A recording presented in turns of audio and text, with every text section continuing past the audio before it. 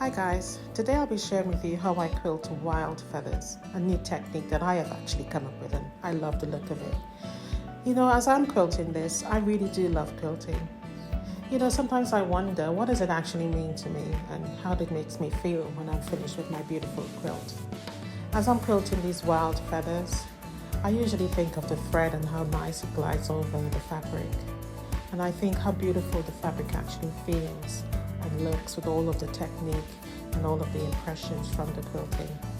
Really makes me feel really proud to see it actually is my therapy.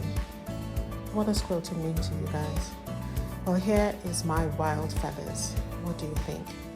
Do look out for the full tutorial on my channel, Crafty Quilting Designs. Like and subscribe for more. See you soon guys. Have a good one. And as I usually say, happy quilting.